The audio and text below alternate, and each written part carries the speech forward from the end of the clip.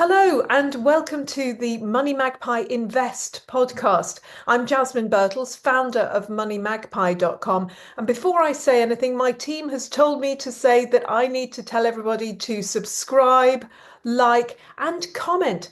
Tell me in the comments what you think about what we're talking about, whether it's good, bad, indifferent. Say what you think because we are genuinely very interested, and I will be reading those comments and I will be replying to them as well. So follow, like, and do comment. So, got that out of the way. Now, today I'm going to be speaking to a friend of mine, Andrew Sykes, who is, well, I was going to say he's debt advisor. He actually runs the Noah's Ark Debt Advice Centre in Halifax. And Andrew is my go-to person when I'm wondering what is happening really with benefits, the cost of living, people who are really up against it, how they are coping. And Andrew, my first question, which I've already asked you, and I'm going to ask you again, is how are your people, your clients coping with the new bills, it being awful April? I suppose should start by saying that I do run a very, very successful small money and debt advice project. I've been doing it for 15 years. And in that time, I've worked with thousands and thousands of clients. So my opinions are not things I've read online or in the newspapers. They're actually my day-to-day life for the last 15 years.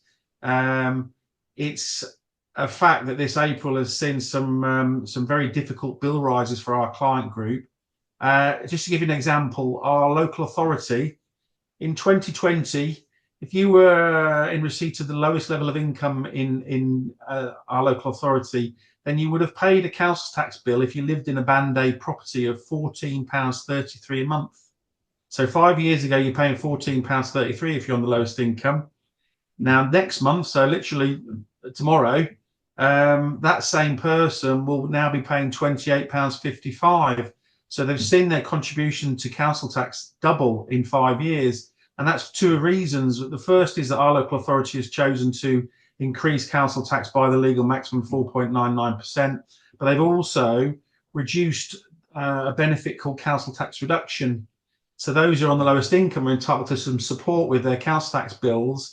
And our rate of, I'm going to call it CTR because it's a mouthful otherwise, our rate of CTR has meant that the poorest in society have seen their bill payable go from about 4.5% of their universal credit to over 7% of their universal credit.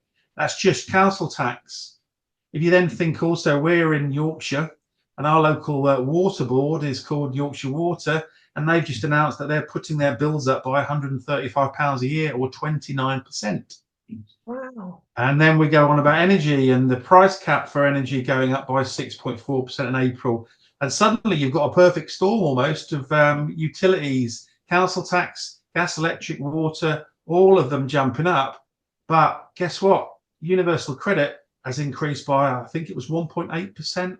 So people's income, those on the lowest incomes, has gone up by a relatively small amount. But some of their, we're going to call these priority bills, because if you understand the difference between a non-priority one and a priority one, some quite heavy consequences for not paying your council tax. Our priority bills have gone up massively, massively for this cohort of people. So I do have some concerns for my client group, but also for myself in a way, because what that leads to for us is more demand. And we're all living in that world actually where there's not enough money to go around, and running a small debt advice project like ours is not something we can do for free. And so there's all sorts of little battles going on at the moment, not Mm. just for our clients, but for people like us who are trying our best to support an ever increasing number of people. So, what do you think it's going to do to these clients who are struggling now before they've even paid these bills? Are we going to see more bankruptcies, more debt orders, that kind of thing? Or do you think people will take to the streets? Because I'm not hearing anything about people, complaining in any particular way, just going, I, "Hmm." I think you're right. That's it. People just go shrug their shoulders and end up making bad choices, and those bad choices they make will inevitably not paying some of these bills.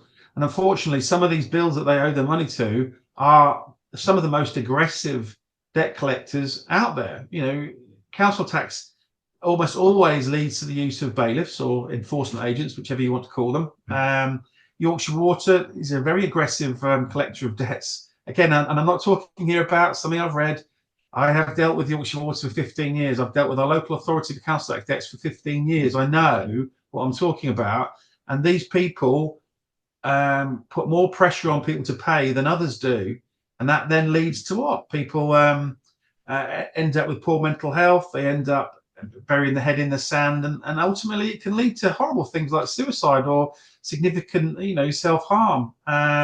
So I guess what I'm hoping in many ways is that those who are struggling do reach out for support and do come and talk to us, but also talk to people they owe money to, because people are aware of the cost of living issues haven't gone away, and they are aware of what's going on this April. So I'm hoping that local authorities and utility companies would be a bit more sympathetic, especially for those who are on the lowest incomes.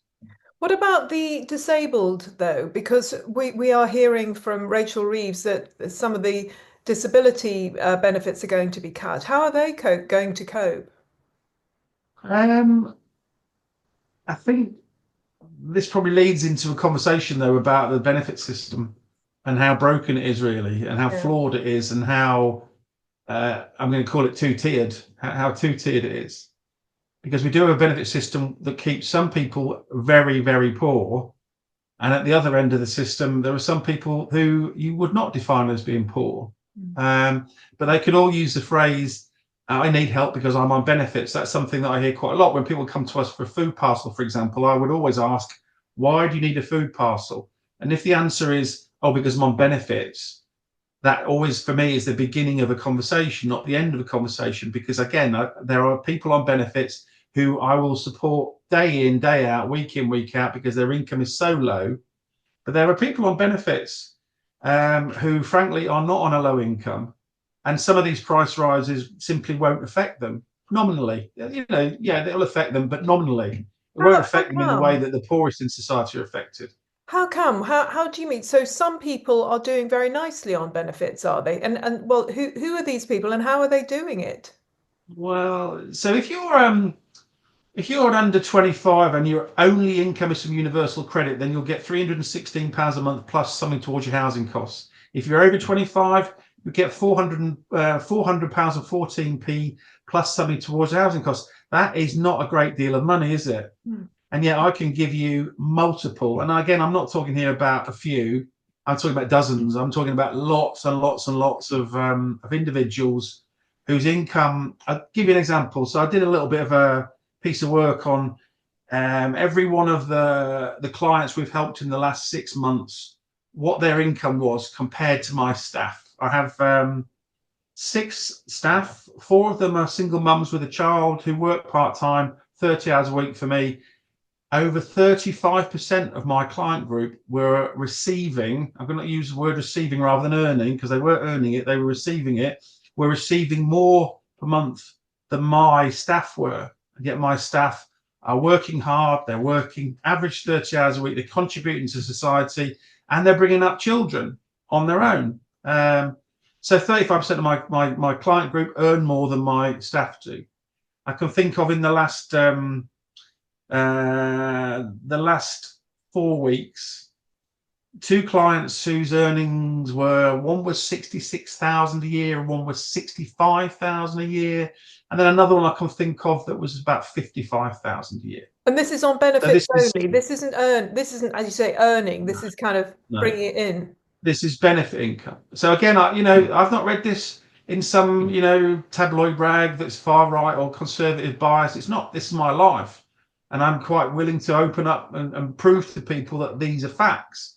That it is a fact that one particular client who was referred to us by a school for food support for her and her 6 children, when we opened up her story a bit wider, 66,000 a year that she was receiving, and plus other benefits as well that came with that, like things like free school meals that you don't factor into that, but free. You're not getting that. So to earn 66,000 a year net as a working man, you're talking about a 6-figure salary. You're close to 100,000 a year to net. So when we talk about the sustainability of a benefit system, welfare system, how is that possibly sustainable? How many working people have to work and pay tax to support that one household, that one household. And again, there'll be people out there listening to me that work in the sort of sector I work in, and they'll be calling me a pariah because I'm saying things that they don't want to hear. And the reality is this: I'm sorry, but there's a two-tier benefit system. There's the haves and the have-nots, and so many people who have not aspire to be a have, because guess what? You know what? I work 50 hours a week, and I'm lucky because I love my job. But I contribute to the world we live in, and I think we should all be aspiring towards that. It should be about hand up, not hand out. It shouldn't be about I'm entitled to receive. It should be actually contribute civically to the world we live in, and reap what you sow. I'm sort of kind of a loss to really understand where we're going to be. In the last 5 years, there are 1.2 million more people who are unable to work through ill health. And the bulk of those are because of mental ill health. Well, I work for a mental health charity, but I don't believe it. I'm sorry. I don't believe you can write off 1.2 million people as not being fit for work. And I'm sorry, I believe that there's a significant number of those people that are probably choosing it as a lifestyle. So do you think Sorry, again, that won't be very popular, but that's what I believe in. That if this is what you're experiencing, it's what you're experiencing. And so do you feel that when it comes to disability benefits, again, that we have a two-tier situation there? Because, I mean, clearly there are people with genuine problems, but do you think there are those that are swinging the lead as well? So my best friend of 30 years had a terrible stroke 2 years ago, a week before his 60th birthday. He spent his 60th birthday in a coma. 2 years down the line, he can't walk. He can barely talk, but he worked all his life, 40 years he put in, never claimed a penny from the state, and he's entitled to receive personal independence payment at the absolute maximum rate, and that includes a mobility car for his wife to take him around. You would never look at that person and think he isn't 100% deserving of that, because that to me is what disability benefits are all about, aren't they? Right, Supporting those. So if any of these changes that come in affect people like him, then I'm sorry that I will be massively against that. And I'll take to the street to protest, I promise you. But the problem we've got there is that, again, I can think of multiple clients who, one only came in 2 weeks ago, lovely girl, rocks up outside my building in a brand new Ford Focus. And she comes in to talk. And I said, oh, that's a nice brand new car you've got there, Dee. I've just got awarded the highest rate of PIP, and that includes a car. And I'm like, I knew a little bit about her. I knew she was a recovering alcoholic. And I said, how did you get that then? What's the story there? She said, well, the chap I saw, and it wasn't me that helped to get PIP, it was another benefits advisor. The chap I saw had kind of nudge, nudge, wink, wink. You're too anxious to go on public transport, aren't you, Dee? Yeah, I can't go on buses, not with my anxiety. And that was the story. And then since then, I've had another one that I can recall where somebody, because of acne, wasn't able to go on public transport, again, because of her fear and anxiety. And that was, and I know these are all genuine people who are struggling, but I'm sorry that the value of higher rate PIP and mobility is very, very significant every month. And this isn't the world that I grew up in. I've been working since I was 14, so that's 40 odd years I've worked, and I'm struggling to understand where we are in society, where we're almost, well, I mean, I read somewhere as well, I've not seen this video, but there's a TikTok video that's been viewed 1.5 million times, and it's all about how to win your PIP appeal. And again, when people understand the system and how you can play the system, when they know the key words, the key phrases, the key things to say, then it becomes very difficult then for an independent assessment, I think, of people's disabilities. And there are some disabilities that there was no way in a million years you would look at my friend and say he isn't massively disabled. But the others, there are the hidden disabilities, I suppose, like the client I refer to who's getting the car because of her anxiety and not being able to go on public transport. It's a hidden disability, I suppose. But unfortunately, when we have to pick and choose, because we can't afford the system anymore, who are you going to give it to? Well, I hope to God you give it to my friend and not her. And that might be brutal, but I'm sorry, I'm a pragmatist, and I see a problem coming at some point down the line when we simply can't afford what we're doing anymore. Well, exactly, because we are at the stage now where 52% of the population are taking from the system, while 48% are giving. It sounds to me like we're already at the stage where society is going to break down. And I'm assuming this is why Rachel Reeves and Keir Starmer have, obviously had a bit of a conflab and said, there's a problem here. We're going to have to, whether they'll be able to, of course, is a whole other thing, because as you say, you've got people who deserve it, people who don't deserve it. How do you work out the sheep from the goats? It's not easy. No, it's not. But I mean, what you've got though is you've got cross-party consensus that this is a problem that's not going away. And I mean, everybody hated what Keir Starmer did with the winter fuel allowance, except me, because I never agreed with it. I believe that the whole triple lock thing on pensioners is all political. I believe the winter fuel allowance was political. Mm.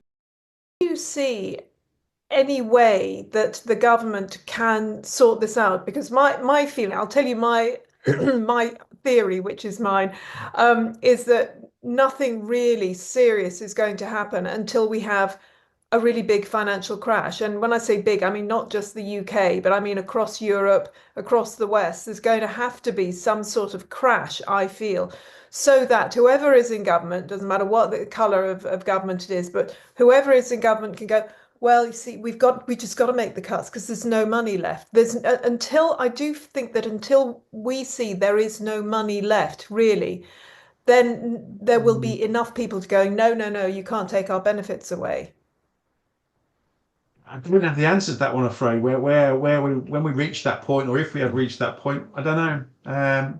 It feels very much to me though that it's not sustainable, and this idea that our welfare bill can keep on rising by some billions every year, whereas the tax take is going the other way. And as you say, working in a system where there are now more benefit claimants than workers is again that's totally unsustainable, isn't it? Like it's kind of um, yeah, it's a one way to oblivion, isn't it? Yeah. But when it comes, I don't know, or if it comes, I don't know. So finally, Andrew, what this is a big question in a way, but what do you see for this year in terms of your clients, in terms of the economy generally? Do you see any light, or do you think we're on this sort of downward trajectory that we're not going to get out of and without some sort of major event? Well, I mean, locally, our clients are quite lucky, really, because they have access to our charity, and I think we're pretty fair at what we do. I'm a massive believer, actually, in financial capability training and in creating financial resilience, because financial resilience also leads to emotional resilience. And I think actually that if we can break through some of these barriers of actually of educating people about money, first and foremost, about showing them how to budget, getting them to prioritize, getting them to sort of move away from want and concentrate on need, and actually get them to realize that actually their life isn't that bad. And often actually, and again, I can show this in case studies by the score of people coming to us absolutely on their knees, but leaving us as different people. Thank you for what you're doing with the Noah's Ark Debt Advice Centre in Halifax. Thank you for all the work that you're doing with people who are struggling. And if anybody is struggling, there are so many debt advice agencies around. Andrew is part of Community Money Advice, which is a debt charity of which I am patron. But there's also Step Change, there's Christians Against Poverty, there's the Citizens Advice, there's National Debt Line. There are all sorts of places that you can go to for help. So don't suffer on your own, particularly with Awful April and the awful bills. Thank you, Andrew. That was Andrew Sykes from the Noah's Ark Debt Advice Centre in Halifax. I'm Jasmine Birtles. I'm from MoneyMagpie.com. This has been the Money Magpie Invest podcast. And as I said at the beginning, like us, subscribe to us, follow us, comment, do what you like. Tell all your friends because you know you want to. And I'll see you next week.